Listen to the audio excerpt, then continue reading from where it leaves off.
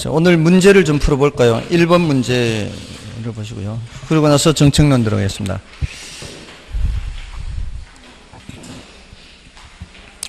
다음은 효율적 시장에 대한 설명이다. 옳은 것은 1번에 효율적 시장 이론에서는 시장이 새로운 정보를 얼마나 지체 없이 가치에 반영하는가 하는 것을 시장의 효율성이라 한다. 그렇죠. 효율적 시장의 그 개념이죠. 다음에 시장이 약성 효율적인 경우에, 그러니까 70년 전 생각하면 돼요. 6, 70년 전. 자, 그런 경우에 시장 참여자들이 기본적 분석을 해도 초과 이윤을 얻을 수 없다. 기본적 분석을 하면 초과 이윤을 얻을 수 있죠. 그래서 틀렸고요. 약성 효율적 시장과 준강성 효율적 시장에서는 공표되지 않은 내부 정보를 이용하는 경우에도 초과 이윤을 얻을 수 없다. 내부 정보면은 초과 이윤을 얻을 수 있죠. 그다음에 강성 효율적 시장에서는 정보 비용이 존재하지만 할당 효율적 시장에서는 정보 비용 자체가 존재하지 않는다. 지금 바뀌어 있죠. 강성 효율적 시장에서는 정보 비용이 존재하지 않고요. 할당 효율적 시장에서는 정보 비용이 존재합니다. 할당 효율적 시장에 정보 비용이 존재할 수가 있죠. 할 수가 있어요. 할 수가. 근데 강성 효율적 시장에는 정보 비용이 존재하지 않고 할당 효율적 시장에서는 정보 비용이 존재할 수 있고, 왜냐하면은 할당 효율적 시장 중에는 완전 경쟁 시장이 있잖아요. 완전 경쟁 시장으로서 할당 효율적 시장일 때는 정보 비용이 존재하지 않겠죠. 근데 불안정 경쟁 시장으로서 할당 효율적 시장이 될 수 있잖아요. 그럴 때는 정보 비용이 존재하는 거고, 그러니까 할 수 있다 이렇게 하면 되죠. 할당 효율적 시장에서는. 그다음에 약성 효율적 시장에서 기술적 분석에 의하여 밝혀진 지표로는 정상 이윤을 얻을 수 있다 없다? 있다. 정상 이윤은 얻을 수 있습니다. 초과 이윤을 얻을 수 없는 거죠. 착각을 하시면 안 돼요. 자, 그런 정도로 하고요. 정책론을 보겠습니다. 자, 일단 그 입지론은 나중에 할 거고요. 입지론은 나중에 합니다. 제가 수업할 때 분명히 이렇게 말씀을 드리는데 입지론 나중에 합니다 하는데 가끔 이제 질문이 와요. 이거는 안 합니까? 이거는 중요도가 낮아요. 이렇게. 그래서 이제 다음 내년부터는 좀 수업을 그냥 순서대로 할까 싶기도 해요. 원래는 이게 중간에 이 주제의 흐름과 이렇게 좀 동떨어진 게 있어서 이렇게 정책론을 먼저 하는 거거든요. 그래서 수요 공급 시장론 개념을 까먹기 전에 이 수요 공급 얘기를 또 해야 되거든요. 어차피 정책론에서. 정책 얘기라는 게 시장에 개입하는 거잖아요. 시장에 개입하면은 수요 공급 얘기를 안 할 수가 없잖아요. 그러니까 수요 공급 얘기가 끝난 지 얼마 안 됐을 때 와야 좀 그래도 기억하기가 쉽지 않을까 싶어서 그렇게 하고 있는데, 뭐 보니까 뭐 어제 했는 것도 까먹는 판에 그냥 뭐 이틀 지나나 3일 지나나 뭐 몇 주일 지나나 똑같을 것 같으니까 그냥 순서대로 해도 그냥 별 차이 없을 것 같아. 자, 아무튼 부동산 문제 57쪽은 이제 정책론은 부동산 문제부터 시작이 되는데요. 부동산 문제는 10분의 1이에요. 중요도가 낮아요. 그래서 지금까지 별로 강조 안 했죠. 근데 이제 그 중에서 그나마 부동산 문제에서 출제된 게 57쪽의 토지 문제가 그나마 한번 출제됐어요. 지난 10년간. 그래서 토지 문제 중에 지가고 문제 있죠. 지가고 문제. 땅값이 비싸서 나타나는 문제. 땅값이 비싸면 어떤 현상이 나타나냐 하는 거예요. 그게 사회적인 측면, 경제적인 측면, 행정적인 측면 이렇게 얘기를 할 수 있는데, 사회적인 측면에서는 우리 이제 일단 가게 입장에서는 땅값이 비싸지면은 그만큼 택지비가 올라가니까 집을 마련하기가 어려워지겠죠. 그러니까 우리가 땅 사고 건물 지어서 이렇게 집을 마련하잖아요. 근데 땅값이 비싸면은 건물 짓는 데 들어가는 돈을 아무래도 절약을 해야 될 거 아니에요. 그러면 주택의 질적 수준이 떨어질 수가 있어요. 그리고 뭐 투기 현상이 나타날 수 있고, 또 땅값이 비싸면 위로 많이 올려야 되잖아요. 많이 올려짓거나 아니면 싼 땅을 찾아서 외곽으로 나가야 되죠. 직주 분리 현상이 나타나거나 이런 여러 가지 이제 부작용이 나타난다는 겁니다. 그 다음에 이제 경제적인 측면에서는 땅값이 비싸면은 이 원가가 올라가요. 세종시 물가가 다른 데에 비해서 좀 싼 편은 아니거든요. 비싼 편입니다. 그 비싼 이유가 뭘까요? 임대료가 비싸니까. 그럼 임대료가 왜 비싼데요? 분양가가 비싸니까. 분양가가 왜 비싼데요? 택지비가 비싸니까. 결국은 땅값 택지비예요. 택지비가 비싸니까 건물지어 분양하는 입장에서 분양가 높게 받을 수밖에 없고, 그냥 높게 분양받은 사람은 임대료를 높게 받을 수밖에 없는 거고, 이 과정에서 누군가는 이제 나중 되면 손해를 보는 사람이 생기는 거죠. 결국은 이제 임대인들이 손해볼 가능성이 가장 많은 거죠. 이미 비싼 값으로 분양을 해버린 상태고, 분양받은 입장에서는 충분한 임대료를 받아야 이게 투자비가 회수가 되는데, 그렇게 임대료 높게 하면은 지금 안 나가니까, 지금 사실 많이 내려간 편이죠. 처음보다 임대료가 많이 내려간 상태라는 얘기는 분양받은 사람들이 좀 손실을 보는 상황이 돼버린 거죠.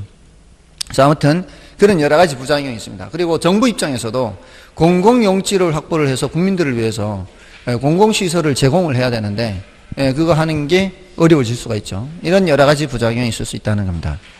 그게 이제 집가구 문제가 그렇게 이제 한번 출제가 됐고요. 그 다음에 넘어가시면 주택 문제 있죠. 이거는 이제 참고로 보십시오. 뭐 한 번도 출제된 적은 없고, 참고로 보시고. 그 다음에 그 밑에 이 부동산 문제 관련 지표가 있죠. 이것도 한 번도 출제는 안 됐는데, 한 번 정도 설명드려요. 12개월 수업하는 중에 딱 한 번 설명드리는 거예요. 그러니까 이제 중요도는 낮게는 한데, 이 정도는 그래도 부동산 학교를 하면서 좀 들어두시라. 전혀 출제 가능성이 없는 것은 아니고, 그래도 약간은 뭐 매스컴에도 나오기도 하고 하는 거니까요. 그 중에서 설명드린 게 6가지 중에 4가지를 말씀을 드릴 건데, 로렌츠 곡선하고 지니 계수하고요, 그 다음에 PIR 지수하고 슈바베 지수, 그 4가지만 말씀을 드릴게요. 슈바베 지수. 이제 사람 이름입니다. 다 로렌츠, 지니, 슈바베는 사람 이름. 이거는 이제 프라이스의 P고요. 인컴, 소득의 I고, 레이쇼의 R이에요. 그러니까 가격, 소득, 비율 이런 뜻이에요. 자, 일단 로렌츠 곡선은 이런 겁니다. 로렌츠라는 사람이 이제 생각을 한 거죠. 여기 이제 인구 누적을 표시를 해요. 여기 이제 소득 누적을 표시를 해요. 그래서 위로 올라가면서 이쪽은 이제 인구 누적. 그렇게 해서 표시를 하는데, 소득이 제일 작은 사람부터 소득이 제일 큰 사람을 이제 순서대로 세우는 거예요. 순서대로. 제일 왼쪽에 이제 제일 적은 사람이 있겠죠. 제일 오른쪽에 제일 많은 사람이 있겠죠. 이걸 이제 어떻게 생각하는 게 이해하기가 쉬운가 하면은, 소득이 작을수록 키가 작다 생각하세요. 서 있는 사람의 키. 이게 제일 왼쪽에는 어떤 사람이 있어요? 키가 작다 못해서 머리가 땅속으로 처박혀 있어요. 마이너스 소득. 소득도 작은데 키까지 적으니까 굉장히 서럽죠. 그럼 오른쪽에는 어떤 사람이 있어요? 크다 못해서 대가리가 구름을 뚫고 치솟아 있어요. 저 위로. 느낌이 오시나요? 여기에 느려선 사람의 키를 생각하면은 거꾸로 쳐박고 있는 사람, 좀 덜 쳐박고 있는 사람 하다가 개미 같은 사람, 그 다음에 지방울 만한 사람, 그 다음에 토끼, 강아지, 난장이들이 행진해요.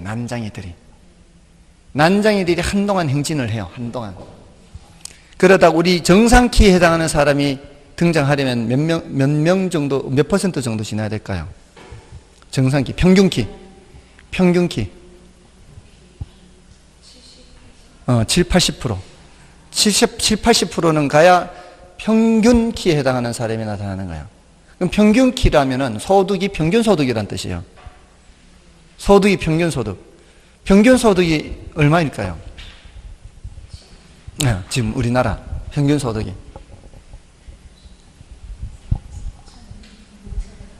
한 달에. 한 달에. 아니, 4인 가족. 1인 한 사람만 생각하지만 4인 가족. 400? 평균 소득이 얼마인가 하면은 한 달에 1100에서 1200이에요. 많죠. 내 얘기가 아닐 뿐이지. 내 얘기가 아닐 뿐이지 많아요. 우리 1인당 국민소득이 3만 불이에요. 1인당 국민소득이 평균소득이잖아요. 우리 전체 소득을 5천만 명으로 나눈 게 1인당 국민소득 아니에요. 이게 3만 불 아니에요. 그러면 4인 가족이면 얼마예요? 12만 불이죠. 4인 가족 기준 12만 불. 그럼 한 달에 10,000불을 벌어야 돼요. 한 달에 10,000불을 벌어야 1년에 12만 불을 버는 거 아니에요. 그럼 한 달에 10,000불이면 지금 환율이 지금 1100, 1200이에요.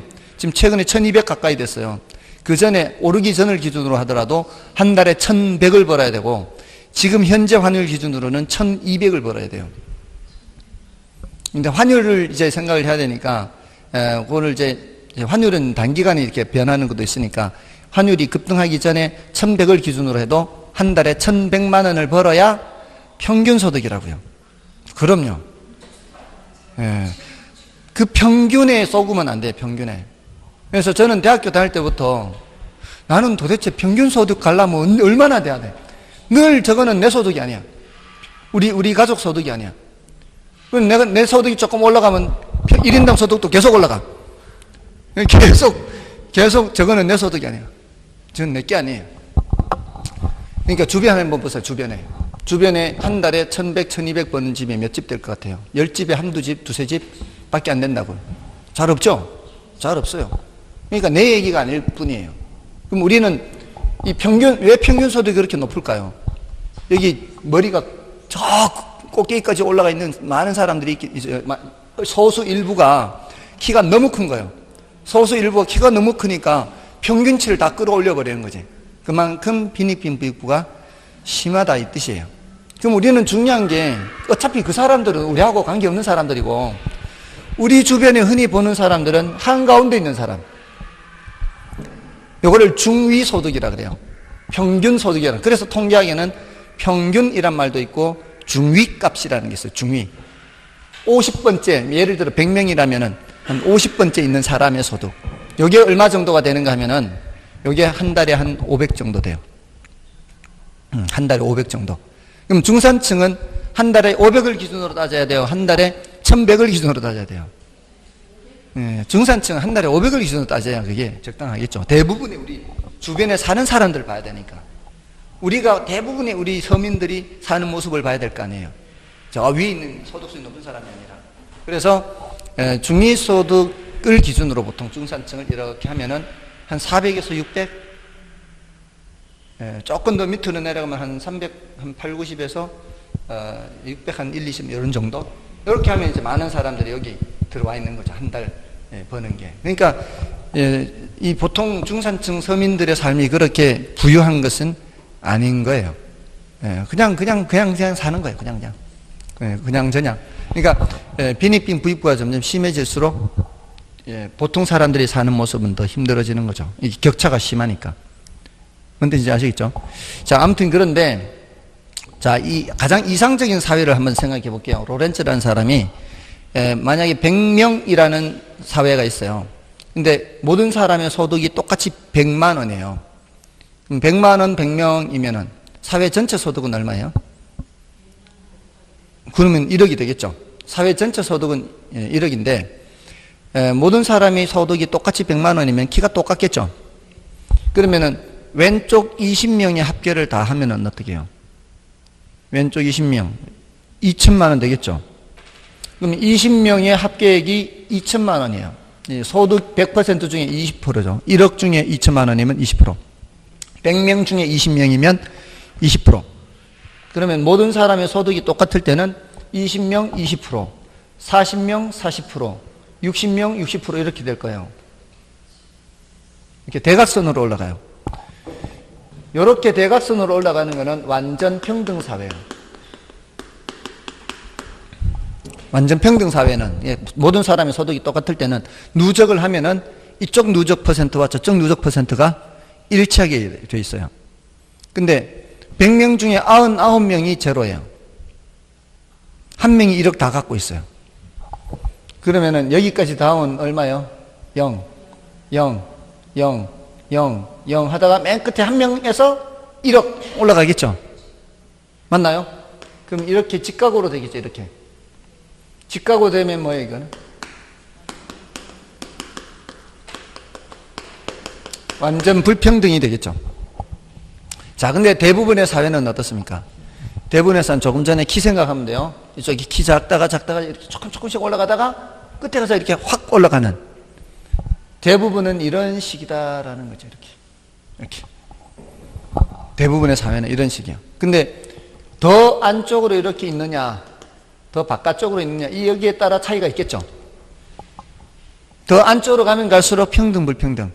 평등, 바깥쪽으로 갈수록 불평등. 그러니까 이 넓이를 보면은 평등한지 덜 평등한지 이걸 따질 수가 있겠죠.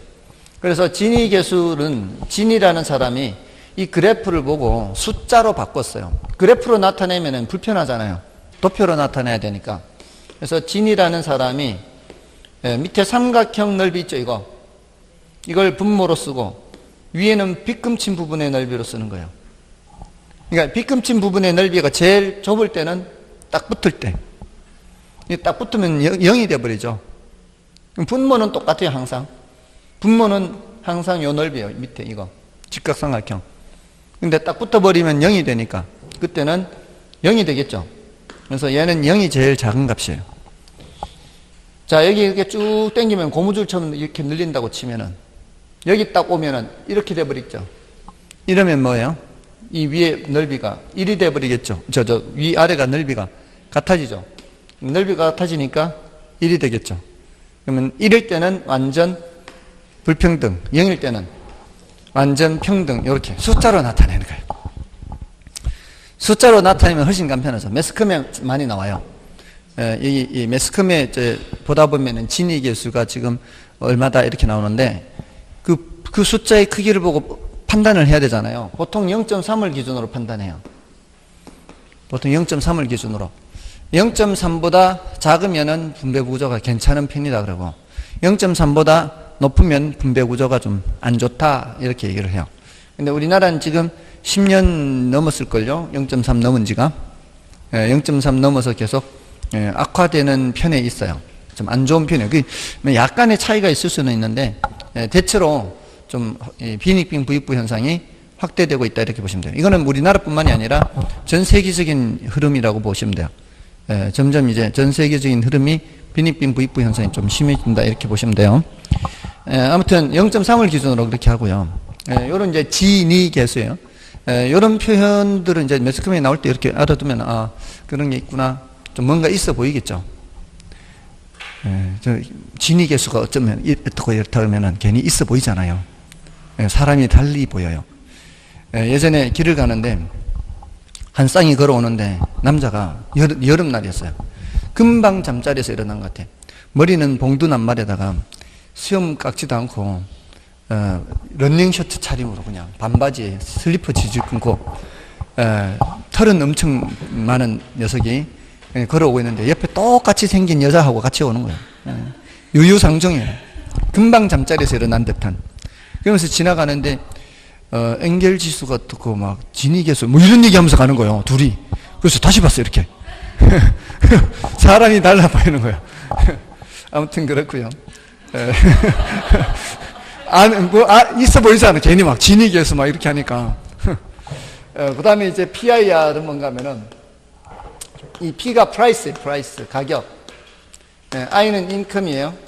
소득. R은 레이시오, 비율이에요. 이거는 이제 가격, 소득, 비율 이런 뜻이에요. 이것도 매스컴에 많이 나와요. 그리고 여러분들이 부동산 투자 의사결정을 내릴 때도 좀 필요할 수도 있어요. 여기가 이제 주택 가격을 말해요. 이 P가. 여기는 연소득이에요. 여기 10이라면은 이게 뭔 뜻이에요? 그렇죠. 항상 분수꼴에서는 10배죠, 10배. 배숫자를 붙이면 돼요. 연소득의 10배다 이 소리죠. 이거는 한 푼도 쓰지 않고 10년을 모아야 집을 살 수 있다는 거예요. 매스컴에 많이 나오잖아요. 신혼부부가 결혼해서 집 사려면은 몇 년 걸린다 이런 얘기 나오잖아요. 이걸 이제 우리가 의사결정할 때 써먹을 수 있는 이유는 서울은 이게 12다. 대구는 8이다. 이런 이제 지표를 봐요. 서울이 10이 막 그래요. 그 소리 뭐예요? 서울에서는 집을 사려면은 10년, 12년 걸린다 이 뜻이에요. 근데 뭐 대구는 8이다. 이러면은 상대적으로 집값이 싸다 이렇게 볼 수 있거든요.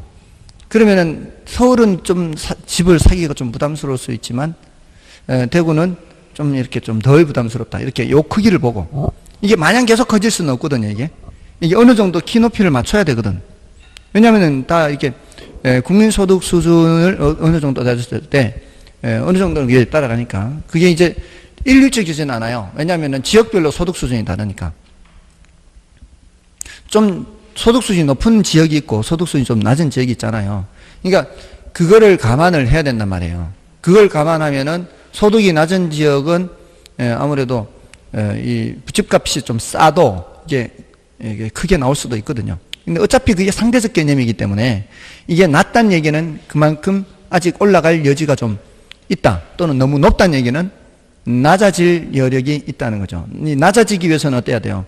낮아지기 위해서는 집값이 떨어지거나 연소득이 올라가야 이게 낮아지는 거니까 그런 거를 이제 우리가 부동산 투자할 때 발표되는 자료를 보고 판단을 할 수 있다는 거죠. 그러니까 그런 것들을 보고 투자하는 거 하고 그런 거 없이 그냥 무작정 그냥 하는 거 하고는 다르다는 거죠. 그러니까 이걸 그리고 우리나라의 PIR 지수하고 동경, 뉴욕, 파리, 런던 이 전 세계적으로 이렇게 물가 비싼 도시들하고 비교했을 때 상대적으로 어떤지도 볼 수 있거든. 그러면은 지금 우리나라의 부동산 가격이 좀 거품이 있다, 없다 이런 것도 전반적으로 판단할 수 있어요. 아주 중요한 지표죠. 아주 좋은 지표예요. 근데 이것만으로는 판단할 수는 없지만, 그러니까 외국의 영국의 경우 우리 국민소득의 한 두 배 넘을 거예요. 영국이나 프랑스 이런 나라가 우리나라 2배 넘을 거예요.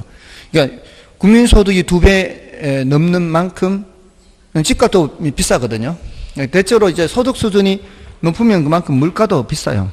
그러니까 우리 외국에 가면은 막 경제 힘들잖아요. 이렇게 우리나라에서 쓰던 생각하면은 한 끼 식사에 우리는 10,000원인데 저기는 20,000원 막 이러니까. 근데 걔네들은 그만큼 소득 수준이 높기 때문에 지불할 수 있잖아요. 근데 우리나라에서는 가면은 어렵잖아요. 대신 우리가 동남아 같은 데 가면은 한 끼 먹는 데 값이 싸잖아요. 그런 거 하고는 이제 비슷한 거죠. 그러니까 걔네들 입장에서는 소득 수준이 높은 만큼 집값이 비싼 거고, 우리가 거기 가서 집 사기에는 좀 벅차고, 뭐 이렇게 되는 거죠. 대체로 그런 것 같아요. 이 물가 수준. 그러니까 어차피 물가 비싸고 집값 비싸기 때문에 그 상대적으로 비슷하다고 보면 되거든요, 이게. 그러면은 이제 걔네들보다 우리가 낫다는 얘기는 아직 우리가 가격 올라갈 여지가 있다거나 또는 쟤네들이 너무 거품이 끼었다 이런 판단을 좀 할 수 있다는 거죠. 그때 좀 써먹을 수가 있고요. 그 다음에 이제 슈바베 지수라는 게 있어요. 이 슈바베 지수는 여러분들 엥겔 지수 있죠? 엥겔 지수와 유사해요. 엥겔 지수는 뭐예요? 생계비분의 식료품비죠. 먹는 거. 먹는 거잖아, 이거는. 이거는 생계비분의 주급이에요. 이게 높다는 건 뭘 뜻하는 거예요? 이게 높다는 거는, 이런 게 높다는 거는, 그만큼 능력이 안 된다는 뜻이에요. 이게 높다는 거는 능력은 안 된다. 이게 높다는 건 소득이 그만큼 작다는 얘기 아니에요. 뭔지 아시겠죠? 이게 높다는 것은 그만큼, 이게 높다는 거는 얘가 이제 주급이, 생계비가 그러면, 생계비 중에 대부분을 뭐로 쓴다는 얘기예요? 먹고 자는데 다 쓴다는 얘기죠. 이거는, 제가 기억하기로는 제 지금까지, 삶에서 대학 다닐 때가 제일 이게 높았어요. 대학 다닐 때는 돈 받으면은 전부 거의 대부분 여기 다 쓰는 거죠. 하숙비 내고 먹는 데 쓰면은 남는 거 대부분 그죠. 그 당시에 제일 많이 받았을 때가 군대 갔다 와서 한 50만 원. 근데 이제 과외도 좀 했을 때는 안 받는데 과외 못 할 때는 이제 돈 받기도 한데 50만 원 받으면 뭐 25만 원 뭐 이렇게 30만 원 가까이는 하숙비 내고 그 외에 이제 먹는 거 쓰고 남는 게 얼마 없는 거죠.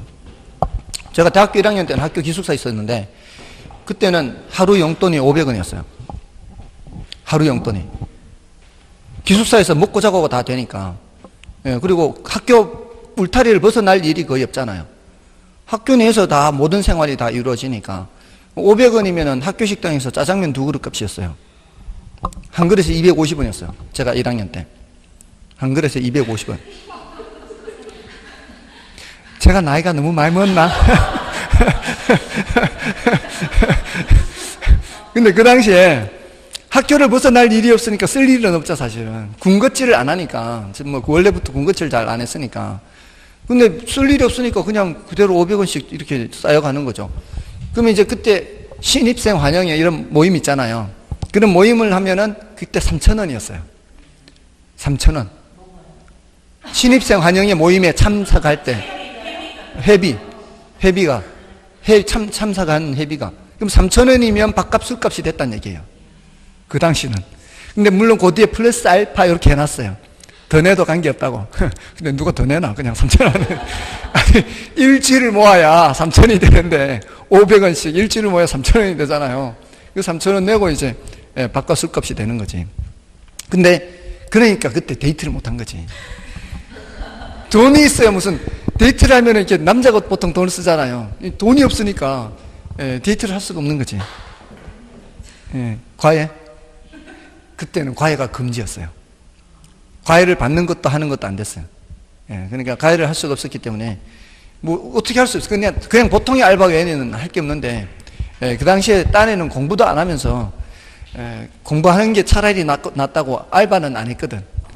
공부라도 하면은 다행인데 공부도 안 하면서 아무튼 그 당시에 그랬던 거예요. 이게 대부분이었어요. 주거비, 신용급비 받으면 이걸로 다 된 거죠. 그만큼 능력이 안 됐나 얘기죠. 자, 아무튼 이런 내용들이 있어요. 그쪽 이제 PIR 지수는 좀 기억해둘 필요가 있죠. PIR 지수하고 진위계수는 매스컴에도 많이 나오니까 그렇게 하시고요. 자, 이제 본론에 해당하는 것은 이제 정부의 시장 개입이에요. 정부의 개입이라는 거하고 토지 정책이 있고 주택 정책이 있어요.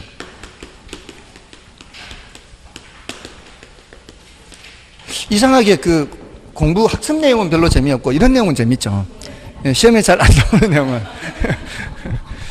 정부 개입의 필요성, 정부 개입의 수단. 자, 이 두 가지 주제가 있고요. 토지 정책에서는 뭐 지역, 지구제 등 여러 가지가 있죠. 이거는 이제 분량이 별로 많지 않고요. 중요한 건 이쪽이 중요도가 높아요. 여기가 중요도가 높고 여기가 그 다음이고 제일 많이 나온 게 주택정책, 그 다음이 여기고 그 다음에 토지정책이요. 자, 그 중에서 이제 정부 개입 필요성이죠. 정부 개입 필요성. 정부와 시장에 왜 개입하느냐 하는 거죠. 자, 이거는 두 가지죠. 하나는 시장이 뭔가를 못하니까 개입하는 게 한 가지가 있고, 원래는 시장한테 맡겨놨는데 시장이 그 기능을 제대로 못하니까 개입하는 거. 그게 바로 시장 실패를 수정하기 위한 거죠. 시장의 무슨 기능이에요? 시장 기능. 시장 기능 중에서도 자원 배분 기능. 자본주의 사회에서는 자원을 누가 배분한다 그래요? 시장이 배분한다 그러죠. 근데 그 시장이 그 기능을 제대로 못할 때는 누가 할 수밖에 없어요? 정부가 할 수밖에 없는 거죠. 근데 처음서부터 시장이 담당하는 기능이 아니에요. 요거는 누가 할 수밖에 없어요. 처음서부터 누가 할 수밖에 없어요? 정부가 할 수밖에 없어요. 사회적 목표 달성하는 거. 이 사회적 목표라는 거는 시장이 하는 게 아니에요. 요건 이제 어쩔 수 없이 이제 정부가 하는 거죠. 요렇게 두 가지 측면이에요. 하나는 처음에는 누구한테 맡겨놓고 시장한테 맡겨놓고 시장이 그 기능을 실패할 때 개입하는 거. 이거는 자원 배분 기능이죠. 자원 배분. 자원 배분의 효율성 측면이라 그래요. 자원을 효율적으로 배분하기 위해서 개입하는 것. 그리고 사회적 목표는 이제 효율성에 대응하는 개념이 뭐예요? 형평성이에요. 주로 소득 분배의 형평성 측면.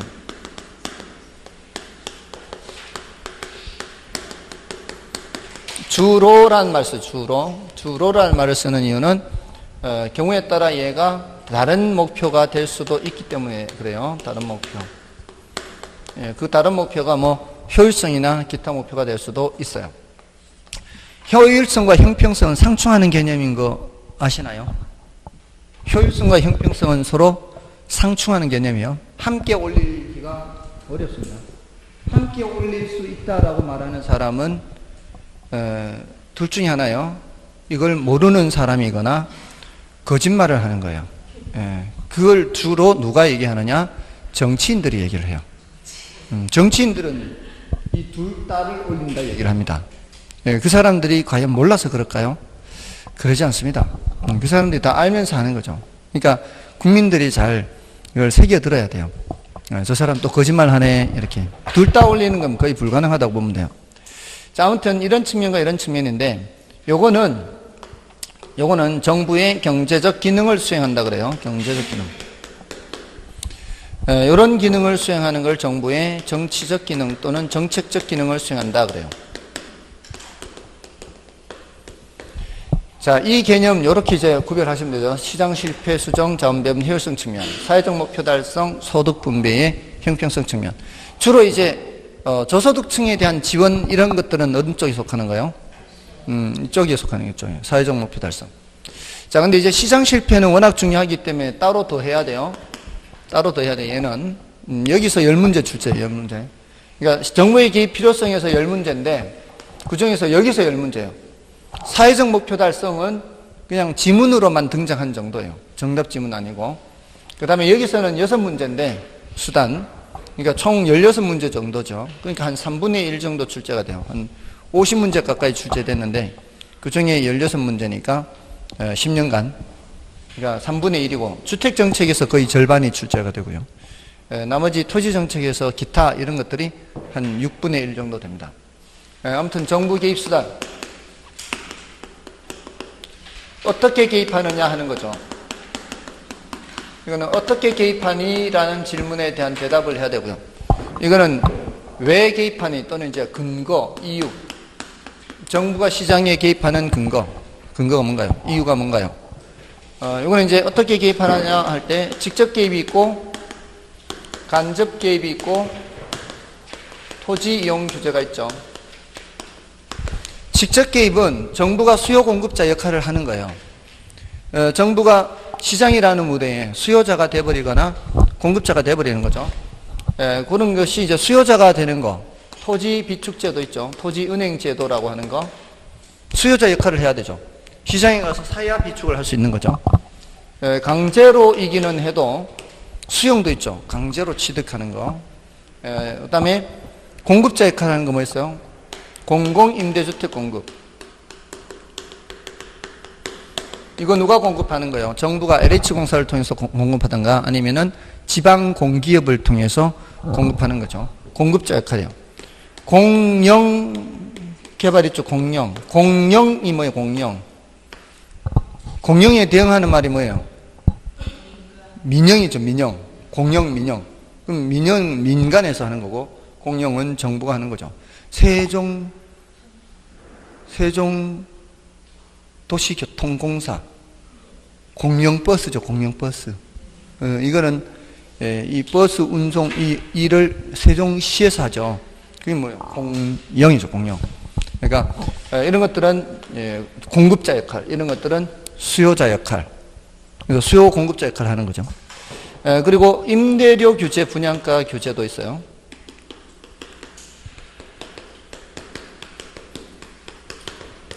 시장에 직접 개입한다고 할 때, 자, 이렇게 보세요. 자, 지난번에 이렇게 수요 곡선 공급, 이게 시장 그린 거예요. 시장을 그리세요 하면 이거 그리면 돼요. 아시겠죠? 수요자, 공급자, 수요 곡선, 공급선, 이렇게.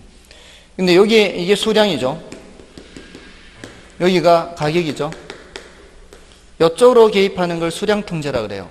이쪽으로 개입하는 거를 가격 통제라 그래요. 그러니까 이쪽으로 개입하든 이쪽으로 개입하든 무슨 개입? 직접 개입이야. 이 시장에 바로 개입하는 거예요.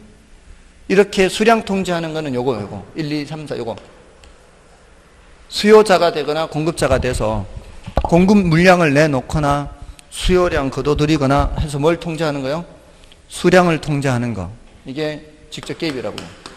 이쪽은 뭐예요? 요거 임대료 규제, 분양가 규제. 요거는 가격 통제예요. 지금까지 우리 시험에서는 요거 출제됐어요. 어떻게 출제되냐? 요거 두 개 하고 이제 나열해놓고 구별하는 거예요. 직접 개입인가요? 간접 개입인가요? 이렇게. 요거는 아직 출제된 적은 없지만 그래도 주의를 할 필요가 있고요.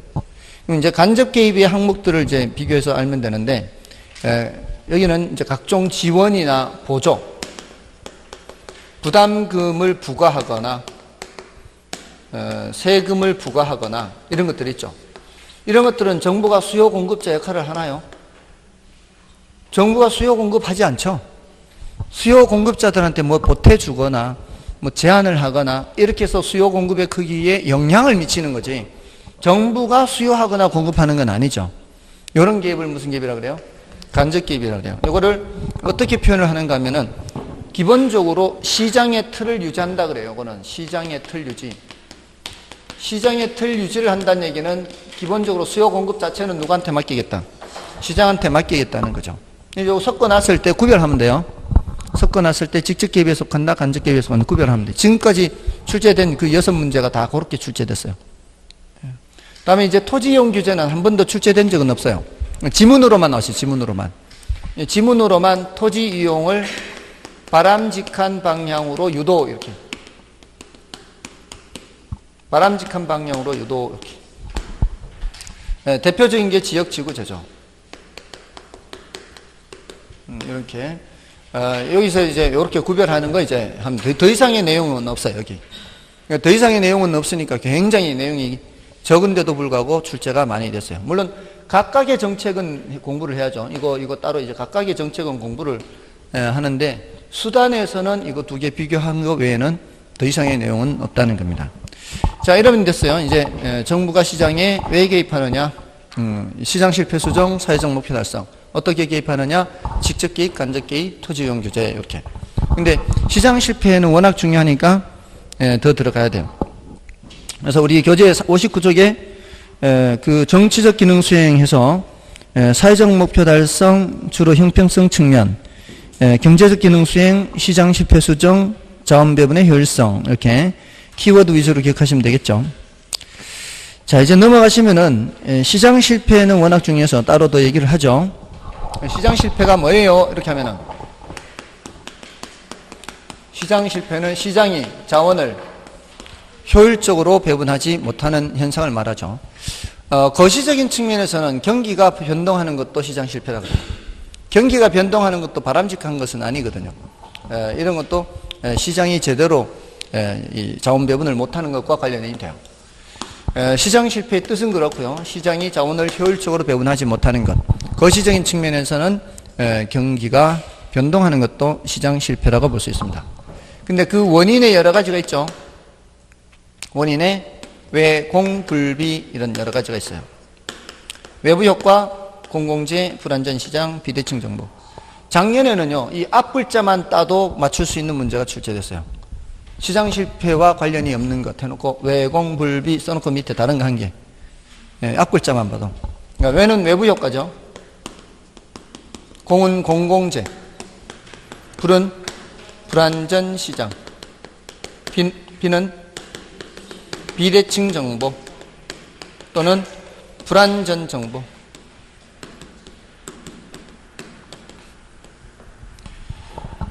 자, 이렇게 불안전 정보, 비대칭 정보인데, 이런 현상이 나타나면 자원을 효율적으로 배분하지 못한다라고 한다고요. 자, 자원을 효율적으로 쓰는지, 자원을 효율적으로 쓰는지 비효율적으로 쓰는지 어떻게 할까요? 어떻게 할 수 있을까요? 자원을 효율적으로 쓰는지 비효율적으로 쓰는지.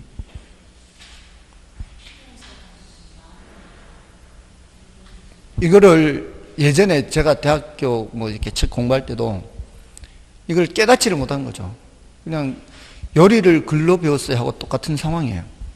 요리를 글로 배우면은 실제로는 제대로 못할 가능성이 많죠. 간장 한 큰술 하면은 한 국자 집어넣어가지고 남편 잡죠. 이렇게. 그런 거하고 똑같아요. 근데 저는 책으로 공부하는 거를, 책으로 배우는 걸 좋아하는 편이에요. 제가 수영 배울 때도 책으로도 좀 했어요. 숨쉬기는 못하는데 막 책으로는 잘해. 실제로 하면 숨쉬기가 안 돼. 근데 책으로는 아주 잘해, 아주. 바둑 배울 때도 저는 책으로 배웠어요. 바둑 배울 때도 책으로 배우고, 이제 책으로 많이 배우는 편이에요. 예, 그래서 지난번에 이렇게 푸시업 하고 이렇게 스쿼트 할 때도 세종도서관에 가서 책 빌려가지고 책 보고 근육이 무슨 근육이 있다, 이게 대퇴사두근 있고 내전근 있고 막 이렇게 이두박근 삼두박근 있고 이렇게 승모근 막 이렇게 막 근육 종류 다 외우는 거죠 이렇게. 예. 아무튼 책으로는 알아요. 이렇게 자원을 배분하는 게 어떻게 하면 효율적으로 배분하는 이렇게 하는데 깨닫지를 못한 거예요. 시장이 자원을 효율적으로 배분하는지 그렇지 않은지를 뭘 보고 알 수 있는가 하면은 생산되는 상품의 양으로 판단을 하면 돼요. 생산되는 상품의 양. 예전에도 한번 예를 들었을 텐데 잔치집에서 밀가루를 가지고 손님을 대접을 하는데 이제 거의 다 썼어요. 밀가루는 거의 다 쓰고 없어. 근데 이제 손님 올 걸 대비해서 이제 물건을 만들었는데 국수 사리는 남아 돌고 있고 전 부치는 쪽은 사람들이 줄을 서 있어. 더 이상 쓸 밀가루는 없어. 밀가루를 효율적으로 쓴 거예요? 그렇지 않은 거예요? 밀가루를 효율적으로 쓰지 못한 거죠. 쓸데없이 국수 사리는 너무 많이 만들어 놨고, 저거는 모자라잖아 지금. 이게 바로 뭐예요? 자원 배분이 비효율적으로 사용한 거예요. 어떤 걸 더 많이 만들었어야 돼요? 전 부치는 쪽으로 밀가루를 더 많이 썼어야죠. 국수 만드는 쪽으로는 이렇게 많이 만들면 안 되는 거였거든요. 이게 자원을 효율적으로 쓴 거다, 비효율적으로 쓴 거다? 비효율적으로. 그러니까 너무 많이, 쓸데없이 너무 많이 만든 것도 자원을 효율적으로 쓴 게 아니고요. 모자라요. 저쪽은 모자라요. 그러면은 그것도 자원 배분이 비효율적인 거예요. 근데 이렇게 될 가능성이 사회주의 국가가 이렇게 될 가능성이 높아요.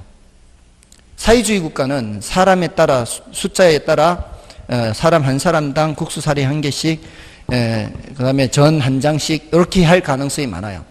근데 자본주의 사회는 그렇게 안 해요. 자본주의 사회에서는 사람들 줄 서는 거 봐가면서 해요. 사람들 줄 서는 거 봐가면서 저쪽이 줄 서는 사람이 많으면 어떻게 돼요? 전 가격이 올라가게 돼 있어요. 국수 쪽에는 사람들이 줄을 안 서면은 국수 가격은 내려가게 돼 있어요. 자본주의 사회에서는 그 상품의 가격으로 다 반영이 돼요. 그래서 줄 서는 쪽은 가격이 올라가. 전 파는 집은 전 가격이 올라가. 그러면 전 파는 집에서는 밀가루 주문을 넣을 때 국수집에서 주문 넣는 것보다도 또 더 비싸게 밀가루를 주문 넣을 수 있어요. 그러면은 이쪽으로 밀가루가 더 많이 사용이 돼. 자본주의 사회에서는 시장에서 뭐로 다 나타나게 돼 있어요? 가격으로 나타나게 돼 있어요. 그래서 가격 기능이라고 그래요. 시장 기능을. 시장 기능을 가격 기능. 그걸 깨달은 거죠. 대학교 다닐 때는 못 깨닫고 가르치면서 깨달았어요. 가르치면서. 그러니까 그때는 제가 몰랐던 게 아니에요. 시험 치면 다 맞춰. 시장 기능, 가격 기능이지. 근데 그걸 머릿속으로 이성적으로만 생각한 건지 깨닫지는 못한 거죠. 근데 그 이후에 여러분들 가르치면서 이게 그래서 가격 기능이구나. 자연스럽게 자본주의 사회에서는 뭐로 나타나게 돼 있어요? 가격으로 나타나게 돼서 가격이 더 높이 형성되는 쪽으로 자원이 흘러가게 돼 있다는 거죠. 그런데 그게 시장에서 안 되는 경우가 바로 이런 경우다 말이에요. 시장에서 안 되는 경우가. 예를 들어 등대 같은 거 보세요. 등대 필요해요? 필요하지 않아요? 필요하죠. 자, 자본 공공재 말고 사측재화는 필요하면은 시장에서 가격이 올라가게 돼 있어요. 근데 얘는 필요한데도 불구하고 가격이 안 올라가요. 왜냐하면은 이거 나 필요하다고 생각을 해. 필요하다고 생각을 하는데 어떤 특징이 있는가 하면은 저놈도 분명히 필요할 거야. 근데 저놈이 돈 냈을 때 등대 불빛을 보는 대가로 저놈이 돈 내면 저놈이 밤에 저놈이 볼 거 아니에요. 그때 내가 옆에 가서 꼽사리 껴서 보면 되거든. 등대를 운영하는 이 개인 기업이 있다고 치면 그 개인 기업이 저 녀석이 돈을 냈으니까 저 녀석을 등대 불빛을 보게 하려면 돌려야 될 거 아니에요. 그럼 내가 옆에 가서 보더라도 나를 못 보게 할 방법이 없어요. 내가 못 보게 하려면 가리는 수밖에 없는데 그럼 돈 낸 놈도 못 본다는 거죠. 그러니까 여기에 바로 뭐예요? 비배제성이라는 특성이 있다고요. 비배제성은 요금을 내지 않고 이용하는 걸 막을 방법이 없다는 거죠. 그러니까 그런 특성 때문에 필요한데도 불구하고 이게 가격으로 나타나 안 나타나? 가격으로 안 나타나. 그러니까 이때는 누가 개입해야 돼요? 정부가 해야 돼요. 이게 시장에 맡겨놓으면은 과소 생산된다. 과소. 너무 적게 생산된다고. 그러니까 얘는 비배제성, 특히 비배제성 때문에 무임승차 문제가 나타나요. 무임승차. 그러니까 시험에는 꼽사리 낀단 말 안 나오겠죠. 시험에는 꼽사리 낀단 말 안 나오고 무임승차 이렇게 나온다고. 그러니까 과소 생산된다고. 그러니까 누가 개입해야 돼요? 정부가 개입해야 돼요. 이런 경우는 정부가 직접 생산해야 돼요. 우린 이거 보고 비효율인지를 판단해요. 과소 생산되는 거 보고 비효율인지 판단하는 거예요. 이때는 이제 정부가 개입을 이렇게 하는 거죠. 또 불안전 시장은 뭐예요? 이건 독과점이 대표적이죠. 이 독점이나 과점, 얘네들은 어떻게 해요? 가격을 담합을 하죠. 그래서 생산량을 어떻게 해요? 생산량을 줄여야 가격 올라갑니다. 생산량 줄이지 않고서는 가격이 올라가지가 않아요. 그러니까 적게 생산하는 거죠. 그러니까 이것도 정부가 규제를 해요. 이게 비효율이에요. 적정한 양보다 적게 생산되는 게 비효율이에요. 정부가 개입해야 돼. 비대칭 정보 또는 불안정 정보 이런 경우에는 역선택이나 도덕적 해이 이런 게 나타나요. 역선택이나 도덕적 해이 이런 게 나타나면은 이것도 자원 배분이 비효율적이 되는 거예요. 이런 역선택이라는 거는 정보를 갖고 있지 못한 쪽에서 당하는 거예요. 도덕적 해이는 정보를 갖고 있는 쪽에서 악용하는 거죠. 이런 게 이제 이런 분야를 경제학에서는 정보 경제학이라고 하는데, 예를 들어서 중고차 시장에서 이런 게 많이 나타나요. 역선택. 중고차 시장에서 정보가 비대칭적이에요. 차를 갖고 있는 사람하고 차를 사려는 사람하고. 내가 차를 갖고 있는데 겉은 번지르한데 실제 타보면은 이게 잔고장이 많은 차야. 이게 한두 번 타가지고는 잘 알 수는 없지만 이렇게 타다 보면은 이게 손이 많이 가는 차구나. 근데 겉은 깨끗해. 자, 이런 차를 시장에 내놓으면은 평균값보다 높게 받겠어요? 낮게 받겠어요? 평균값보다 높게 받는다. 겉은 괜찮으니까. 그런 경우에는 시장에 내놓는 게 낫겠어요? 아는 사람한테 파는 게 낫겠어요? 이런 거 아는 사람한테 팔았다가 요거도 묻겠죠. 차라리 그냥 시장에 놓고 더 높은 값을 받는 게 좋겠지. 근데 겉은 뭐 여기도 뭐 긁고 저기도 긁고 했지만 내용은 상당히 괜찮은 그런 멀쩡한 그런 중고차는 시장에 내놓으면은 제값을 못 받을 가능성이 많죠. 이런 거는 차라리 어떻게 하는 게 나아요? 아는 사람한테 파는 게 낫겠죠. 자, 그러면 이렇게 괜찮은 물건은 시장에 나올 가능성이 별로 없고 안 좋은 것만 시장에 나올 가능성이 많죠. 자, 그러면은 저같이 중고차를 좋아하는 사람은 저는 중고차를 굉장히 좋아해요. 왜냐하면은 한 3년쯤 되면은 거의 반값이 되고 성능 차이는 그렇게 차이가 나는 게 아니거든. 가격은 많이 떨어지고, 그러니까 가격 많이 떨어질 때 당신 타고 그 다음부터는 내가 타고 이걸 좋아한단 말이에요. 근데 믿을 수가 있어야지. 믿을 수가 없다고. 이 차가 어떤지를 내가 모르니까. 저 사람은 알잖아요. 그러니까 뭐예요? 정보의 비대칭인 거지. 이러면은 저같이 중고차 시장을 이용하고 싶은 사람도 이용을 안 하게 되는 거지. 거래가 거래가 잘 이루어지지 않는 거죠. 이러니까 정부가 어떻게 해요? 정부가 지금 이제 정보를 공개하고 있잖아요. 옛날에는 그렇게 그런 제도가 없었는데 이제는 차대 번호만 찍으면은 이 차가 언제 어떤 수리를 받았는지 다 나와요. 다 나와요. 보험 처리 안 한 거는 안 들어오지. 근데 웬만한 중요한 사고는 다 보험 처리했을 거 아니에요. 보험 처리하면 다 나오게 돼 있다고. 근데 물론 이것까지는 할 수 없어요. 이렇게 뭐 계기판 조작하고 이런 거, 키로수 이런 거는 이제 다른 어떤 장치로 조작하는 것이니까 그건 모르겠지만 최소한 사고 났는지 안 났는지 보험 처리했는 사고는 다 드러나게 돼 있어요. 그럼 최소한 그 정도는 믿을만 하잖아요. 그러면 아무래도 조금은 더 거래가 활성화될 수가 있죠. 그게 바로 뭐예요? 정부가 개입을 해서 조금 더 거래를 활성화시키는 거. 그런 것도 정부가 개입을 하는 거죠. 이게 바로 정보 유통을 원활하게 하는 거죠. 정보 유통 원활하게. 제가 지금 이 중고자동차 말씀을 드렸지만 중고자동차뿐만이 아니에요. 지금 우리 경우에 따라 과다 생산될 수도 있고 여기도 이런 비율이 있는데 우리 부동산 쪽에서 보세요. 부동산 거래 실거래 신고하는 거 있잖아요. 실거래 신고하는 거. 그게 다 정보가 공개돼서 그걸 바탕으로 이게 언제 얼마에 거래됐구나 이런 걸 알고요. 이런 거를 학자들이 연구 목적으로도 쓸 수 있고 감정평가사들이 평가 목적으로도 쓸 수 있고 여러 가지 이제 효율성을 높이는 거죠.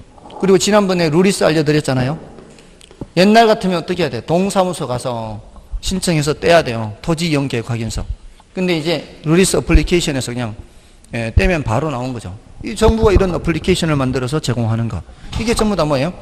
정보유통을 원활하게 해서 경제 효율성을 높이는 거죠. 근데 이제 외부 효과는 이제 워낙 중요하니까 또 더 세부적으로 들어가야 돼요.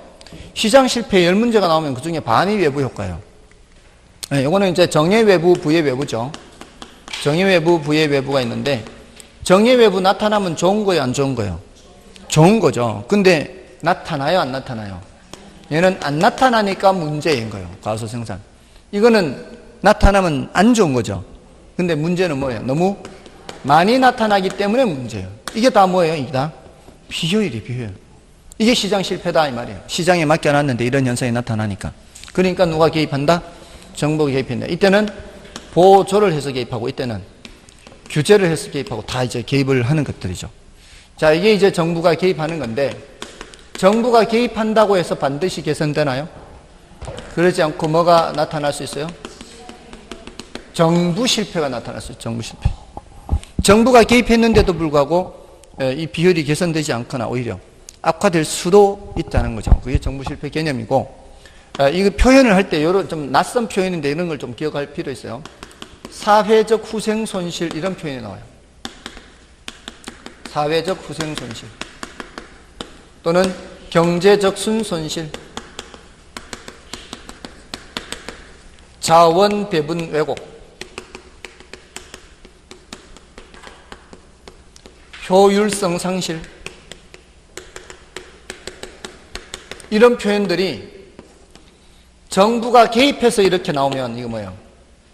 정부가 개입해서 이런 현상이 나타나면은 이게 바로 정부 실패라는 거죠. 시장에 맡겨놨는데 이런 현상이 나타나면은 시장 실패 이렇게 되는 거죠. 됐나요?